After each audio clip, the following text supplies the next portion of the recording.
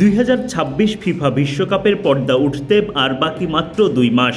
এর মধ্যে আসরের বর্তমান বিশ্ব চ্যাম্পিয়ন আর্জেন্টিনা শিবিরে শুরু হয়েছে চূড়ান্ত প্রস্তুতির তোড়জোড়। শিরোপা ধরে রাখার লড়াইয়ে কোচ লিওনেল স্কালোনি ইতোমধ্যেই তার প্রাথমিক পরিকল্পনা গুছিয়ে ফেলেছেন। আর্জেন্টাইন সংবাদ মাধ্যম টিওয়াইসি স্পোর্টস প্রকাশ করেছে আলবিসেলেস্তেদের সেই সম্ভাব্য স্কোয়াড।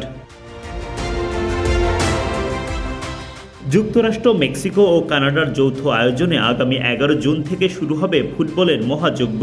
আর্জেন্টিনা তাদের মিশন শুরু করবে 16 জুন আলজেরিয়ার বিপক্ষে। স্কালোনি জানিয়েছেন তিনি আর্জেন্টিনার ফুটবল অ্যাসোসিয়েশনের কাছে একটি তালিকা জমা দিয়েছেন।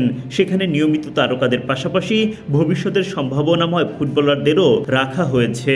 টিওয়াইসি স্পোর্টসের প্রতিবেদন অনুযায়ী সম্ভাব্য 26 জনের তালিকায় যাদের জায়গা পাওয়ার সম্ভাবনা সবচেয়ে বেশি জেরোনিমো রুলি, ডিফেন্ডারদের মধ্যে Nahuel Molina, Gonzalo Montiel, Cristian Romero, Lisandro Martinez, Leandro Balerdi, Nicolas Otamendi ও নিকোলাস তাগলিয়াফিকো।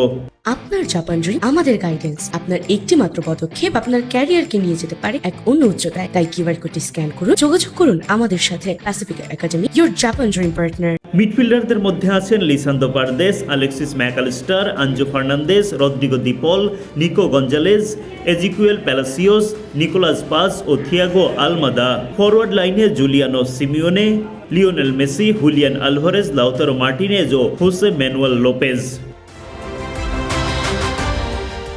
স্কোয়াডে অধিকাংশ নাম নিশ্চিত থাকলেও বেশ কিছু পজিশনে এখনও চলছে হাড্ডাহাড্ডি লড়াই। বিশেষ করে তৃতীয় গোলরক্ষক হিসেবে হুয়ান মুসো ও ওয়াল্টার বেনিতেজের মধ্যে মুসো বর্তমানে অনেকটা এগিয়ে আছেন। অন্যদিকে লেফট ব্যাক পজিশনে অভিজ্ঞ মার্কোস অ্যাকুনাকে টেক্কা দিচ্ছেন গ্যাব্রিয়েল রোহাস। মিডফিল্ডে জিওভানি লো সেলসোর ভাগ্য ঝুলে আছে তার ফিটনেসের ওপরে। আর্জেন্টিনা কোচ লিওনেল স্কালোনি জানান, আমরা এমন একটা দল গঠন করতে চাই যারা বর্তমানের পাশাপাশি ভবিষ্যতের চ্যালেঞ্জও নিতে প্রস্তুত। 2022-এ কাতারে বিশ্বকাপ উঁচিয়ে ধরার পর 2026-এ স্কালোনির শিষ্যরা কতদূর এগিয়ে যেতে পারেন সেটাই এখন দেখার বিষয়।